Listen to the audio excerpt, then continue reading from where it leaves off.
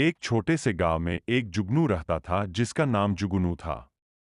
जुगनू बहुत प्यारा और मेहनती था, लेकिन जब बात पढ़ाई की आती तो वह बहुत लाचार महसूस करता था। उसे पढ़ाई में कोई दिलचस्पी नहीं थी और उसे अक्सर समझ में नहीं आता था कि शिक्षक क्या सिखा रहे हैं।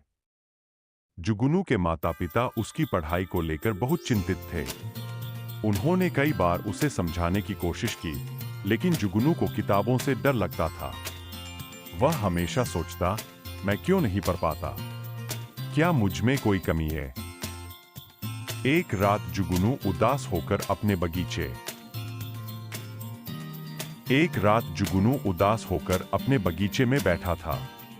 तभी एक जादुई चमक उसके सामने आई। वह एक जादुई परी थी। परी ने जुगनू से पूछा, तुम इतने उदास क्यों हो? जुगनू ने अपनी सारी परेशानी परी को बता दी।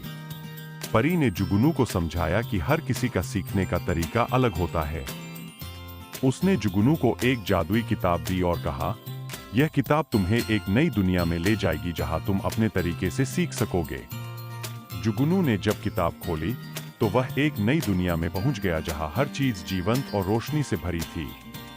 वहां के पेड़ पौधे, पक्षी और जानवर सब बोल सकते थे और वे सभी जुगनू को विभिन्न विषयों के बारे में सिखाने लगे।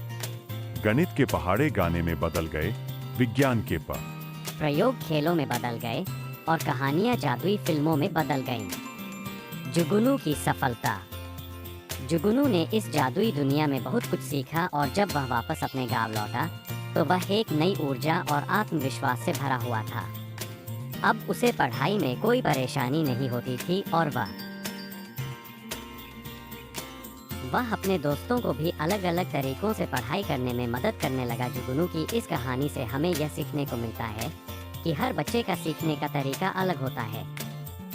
हमें बच्चों को उनकी सुविधा और तरीके से सीखने का मौका देना चाहिए। यह कहा